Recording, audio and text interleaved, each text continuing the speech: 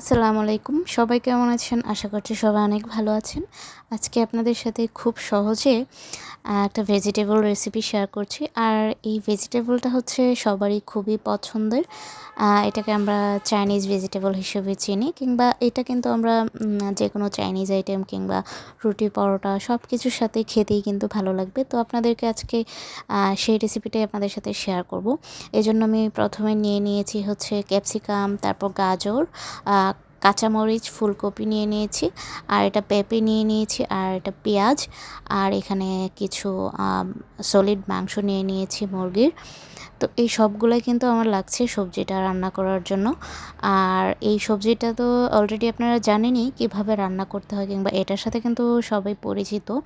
তাও আপনাদের সাথে আজকে খুবই ইজিভাবে একদম মানে কোনো ঝামেলা ছাড়াই রেসিপিটা শেয়ার করব, যাতে আপনারা যারা নতুন রাঁধুনি আছেন কিংবা সহজেই যাতে তৈরি করে ফেলতে পারেন, এইভাবেই রেসিপিটা আজকে আপনাদের সাথে শেয়ার করব। প্রথমে কড়াইয়ে তেল দিয়ে নিচ্ছি, তারপর এখানে কিছু কুচি করা আদা দিয়ে দিচ্ছি।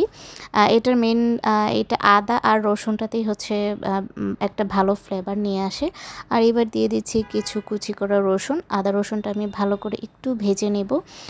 ভেজে নেওয়ার পরে আমি যে মাংসটা রেডি করে রেখেছিলাম এই মাংসটা দিয়ে দিব। মাংসটা দিয়ে দেওয়ার পরে এই আদা রসুনটার কুচিটার সাথে মাংসটাও একটু ভালো করে ভেজে নেব হালকা করে, যাতে পুড়ে না যায়, এটা খেয়াল করতে হবে। আর এখানে দিয়ে দিচ্ছি একটু সয়া সস। সয়া সস তো দিলে স্বাদটা অনেকটাই বাড়ে, আর চাইনিজ যে কোনো আইটেমে সয়া সস দিলে ভালো লাগে। এখানে আমি ক্যাপসিকামটা দিয়ে দিচ্ছি।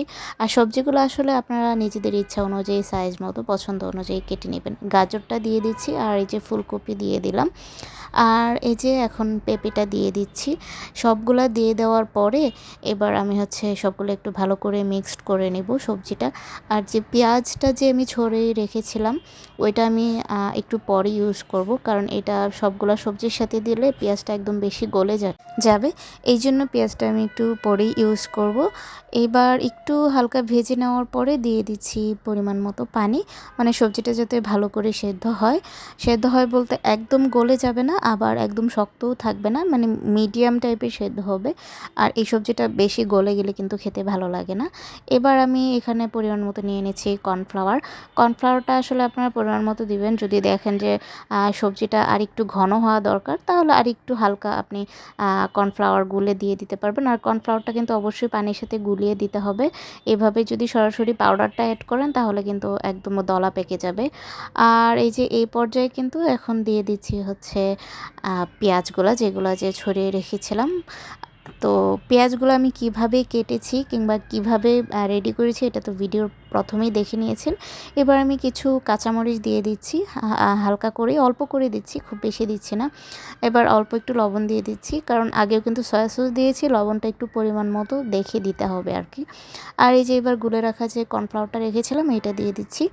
এটা দিয়ে দেওয়ার পরে একটু জাল করলেই কিন্তু রেডি হয়ে যাবে। সবার প্রিয় যে আমরা সবজিটা যেটা খেতে পছন্দ করি এটা কিন্তু রেডি হয়ে যাবে।